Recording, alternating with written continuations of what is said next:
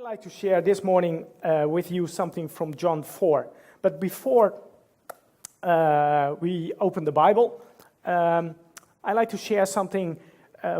It's kind of a story what attracts me. And I want to take that story as well into the story of John 4, where John 4 is talking about the Samaritan woman. The story where I want to talk with you is about Naomi. I gave her the name Naomi because she is from North Korea, so I don't give her the true name because of persecution. And Naomi escaped from North Korea. Are you familiar with the story of North Korea? Closed, you can't get out, you hardly can get in, but get out, not possible at all. So it will happen, and people will escape. Naomi escaped. She ended up in Beijing, China, and most of the time when people escape from North Korea, then they go with all of what they have, and that is actually nothing. So their clothes is, I see a lot of people walking here on flip-flops, so I feel a little bit overdressed by that, but sorry for that. But still, what they have is that their flip-flops are broken, not healed, or even in two different sizes or colors or whatever. Condition of the clothes, the worst. The food, what they have in the country is bad. Sometimes they even eat some sand to have something in the stomach. They escape. I'm not going into that, why they escape, but she escaped. Naomi escaped, went to Beijing, and there she was, thinking, hey, I'm free now, I can live. But there was the police. The police of China said, hey, you're not from here, you're from Korea. They noticed that, they picked her up, put her in prison, and brought her in the end back to North Korea, where she had to go for a second time in prison. She escaped again. Wow, that's amazing. I can tell you a lot of stories about that, but I'm not going to do that as well, because it's now about Naomi. Naomi escaped again. She ended up in London, where she has to leave her 2 children in North Korea and her mom. Her husband died, and that was actually the main purpose of why she escaped, because she has no life. At the time that your husband passed away or is not being involved anymore of your life, then you as a wife, you don't have a life anymore. So she made a tough decision. And she went up to London, and she started reading the Bible. 14 times in a row, starting reading the Bible. Who has read the Bible at least once in his life, completely, from Genesis to Revelation? So if you do it 14 times, what does your heart say at the time that you want or have that desire of reading the Bible? Naomi did. She starts at 11 in the morning, and she ends by 3 a.m., so you have to think p.m. or a.m., but a.m. in the night, she ends with reading, day after day, reading, reading, reading. She became a Christian. Going now to the end of the story, Naomi became a Christian. Her 2 children are with her in London. Her mom is still in North Korea. And her desire, it says, you know, what happens in North Korea is terrible. Yes, persecution, and again, I can tell you a lot of stories about it. You probably have heard something about it. But she says, you know what Jesus has done for us? That is a powerful message. And that message is something what we should have in our hearts as well, because the Lord is alive, and He is alive in your heart. And you can choose for that. So we're going to read a story from the Bible, again John 4, and I ask John to read it with us. His English is much better than mine, so. John 4, verse 5. So he came to a city of Samaria, which is called Sychar, near the plot of ground that Jacob gave to his son Joseph. Now Jacob's well was there, and Jesus, therefore, being wearied from his journey, he sat thus by the well, and it was about the 6th hour. A woman of Samaria came to draw water, and Jesus said to her, "Give me a drink."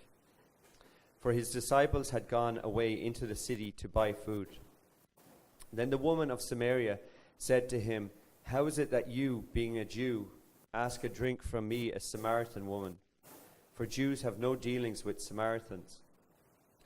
Jesus answered and said to her, "If you knew the gift of God and who it is who says to you, 'Give me a drink,' you would have asked, and he would have given you living water."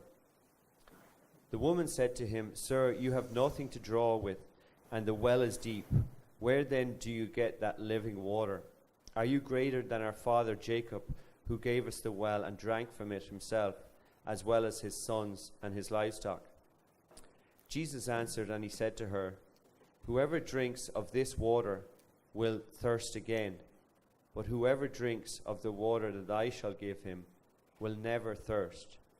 But the water that I shall give him will become in him a fountain of water springing up into everlasting life."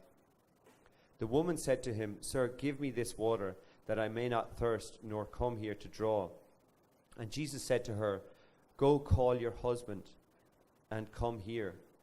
And the woman answered and said, "I have no husband." And Jesus said to her, "You have well said, 'I have no husband.' For you have had 5 husbands, and the one whom you now have is not your husband, in that you spoke truly." The woman said to him, "Sir, I perceive that you are a prophet. Our fathers worshipped on this mountain, and you Jews say that in Jerusalem is the place where one ought to worship." Jesus said to her, "Woman, believe me, the hour is coming when you will neither on this mountain nor in Jerusalem worship the Father. You worship what you do not know. We know what we worship, for salvation is of the Jews. But the hour is coming, and now is, when the true worshippers will worship the Father in spirit and in truth. For the Father is seeking such to worship him. God is spirit, and those who worship him must worship in spirit and truth." The woman said to him, "I know that Messiah is coming, who is called Christ. When he comes, he will tell us all things." Jesus said to her, I who speak to you am he." Thank you, John.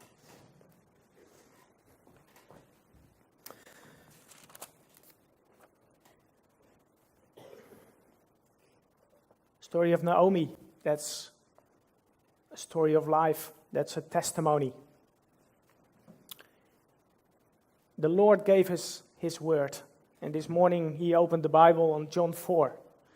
And I think that most of the people has heard anything or part of the story, what has been shared about the Samaritan woman. I love this story. And I tell you why. 2 words are for me very precious. And it stands for me for Jesus. Love. Second word is humble. Jesus sitting on a well where a lady passed, and Jesus sit there, and the lady approached and seems to be a Samaritan woman. And Jesus knew that, of course. The Samaritan woman didn't know that it was Jesus. So she saw him as a man. She saw Jesus as a man. A normal human. A man. Through that, you see that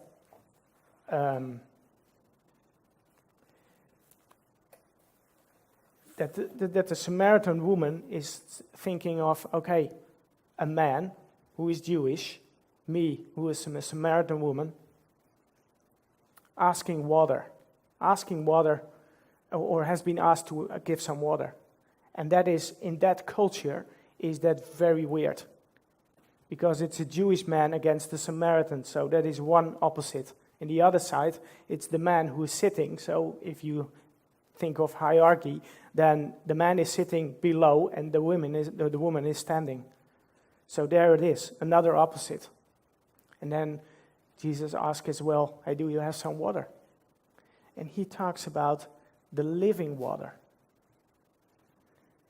And the Samaritan woman says, hey, give me that living water.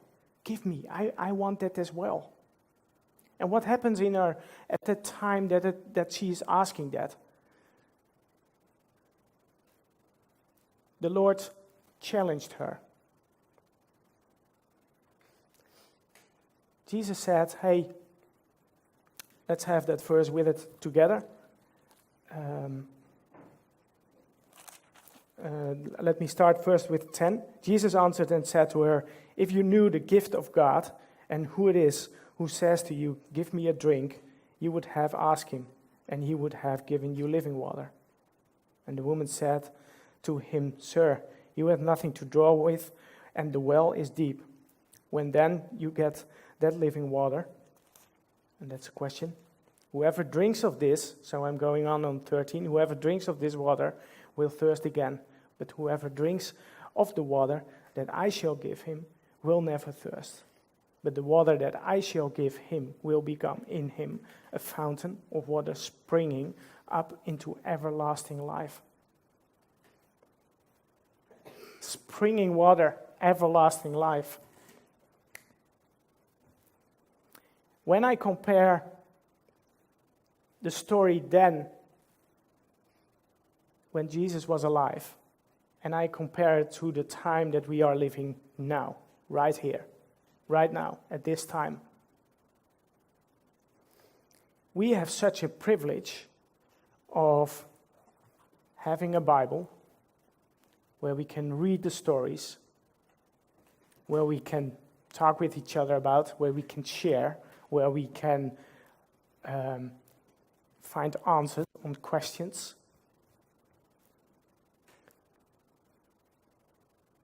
And then Jesus is saying, but the water that I shall give him will become in him a fountain of water springing up into everlasting life. My question to you, if you have a paper and a pen, write it down and think about it. It's something to think about. How does this verse 14 work in your life? How does it work? Does it work like in springing? I will read it again. I shall give him, become in him a fountain of water springing up into everlasting life. Do we experience that? Do you experience that? I ask you, really, I really ask you, do you experience that? Are you living that through? Walking on the beach this morning, I thought, wow, let me be here now. Jump into the sea, swimming, or don't put me on a board because that will be a big mess. But it was great. It was nice. It was like a feeling like, wow, this is exciting. And yes, I do love the beach.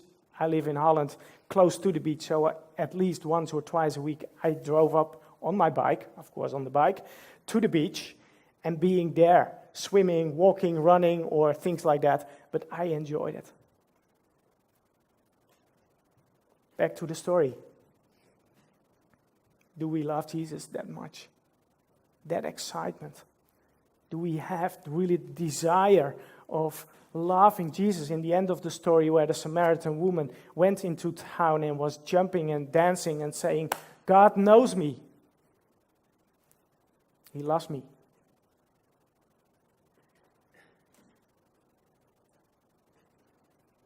How is it with you? Are you having that relation? Are you searching him? How do you start your day? Or how do you end your day? Or during the day? Where's Jesus in that story? I give the title, Be Encouraged. I hope that this story will encourage you, because it is just a short time that we are here on earth. It's just briefly. I want to, we were talking about a rope this morning where you have, and I heard that someone gave an example of a roll of toilet paper, where you have a whole roll, and you can roll it out till whatever. And one of those sheets, the first one, is actually the time that you live here on earth, and the rest of the time is eternity. Where is our main focus? Is our main focus on the nice smartphone what we have, social media, or thinking of buying another car, or perhaps your third holiday, or I don't know what is going on in your mind, or perhaps something bad in your life. Perhaps you're ill, or you just lost a member of your life. Yes, that is not nice. And I'm sorry for that. But this is temporary, knowing that there is an eternal life. And that should be our focus. Because then we're going to meet Jesus. We're going to meet God, our Father. And Jesus is the path. Jesus is the way how we can walk the path of life. Because Jesus has given you gifts. You can serve well, or you can, I do some cooking. Perhaps I can do it once for you, but I love cooking. It's a kind of a hobby for me, so I think it's a kind of a skill. Yeah, it is a skill, and I developed a little bit more, and so it's just more than just a hamburger and some fries. Still doing that as well, and I love that, but the Lord gives you skills as well. Do you know what your skill is? Okay, raise your hand if you know what your skill is. You don't have to say it. 1, 2, wow, 3, 4, 5. I like to have a conversation with all of those who didn't raise their hand, because I'm sure that you have a skill what the Lord can use to build up His kingdom here, this temporary time that we are here on earth, and how you can use that. You can use that. And through that, yes, sometimes it's not always easy thinking of why the Lord is calling you to do a church plant here, for example. Or in my case, living in Dublin on my own, a single man, so knowing no one, knowing not even a supermarket, not knowing even how the DART works, or realizing that there is no train station on the airport. Well, that's for me still kind of funny. But let's not talk about that now. But, you know, it had some challenges. And those challenges that make me fall on the ground. And sometimes really literally crying to the Lord and saying, Lord, is this really the place where you want me to be? I have my friends in Holland or even in some other parts of the world. But is this really where you want me to be? And yes, He wants me to be here now. And I love it. But sometimes I think, oh, really? It's so freezing cold here. I hear some recognition. But you know, I am never alone. So when I come back from a trip and I put the key in my door and I unlock it and I open the door and I said, Jesus, after you. Because it helps me to make me aware of the presence of the Lord in my life, but as well that He is there. He is there. And He is in your life as well. So I will encourage you in any situation where you are in. I don't know what your situation is. If you want to share, I'm after this absolutely here and to talk through or even to listen to you. But I don't know what your situation is, but in that situation, the Lord is there with you. And I will encourage you, and I mentioned the word encourage again, I will encourage you, step up, and we sung about it, have your eyes on Jesus, what brings you closer to Jesus. And you know, that is the only thing what he wants you to do. Come to him. Nothing less, nothing more. Come to Jesus. And that's the only way. That is life. That's where it's about. And you know, that gives joy. So much joy, so much fun. And I can tell you a lot of testimonies what the Lord has done since I arrived here in Ireland. Of all the countries of the world, yes, I am here. And look at the summer. We had such a beautiful summer. And then the Irish people will say to me, when does it start raining? I want to have rain. I want to have rain. You know, great. I love that. That's the part of the culture. Tomorrow I can tomorrow I have a workshop about cross culture. So one of the things I will mention is about the weather, what is being mentioned by the Irish people. But I will mention something about the Dutch people as well, that we are always thinking of money. It has to be cheap, or that we have to close the fridge well. Is the light not burning when I open the door, or when I close? Is it still burning or not? Cross culture. You got it? I want to encourage you. The Lord is alive. He has a plan with you.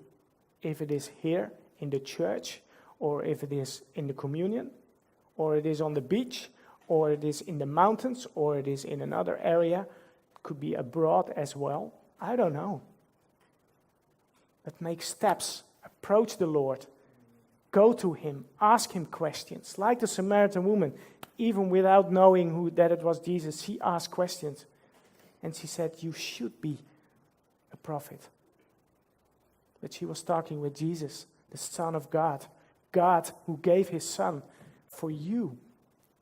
And I'm so thankful by reading it on the website, but seeing it alive as well, that we're going to have communion together.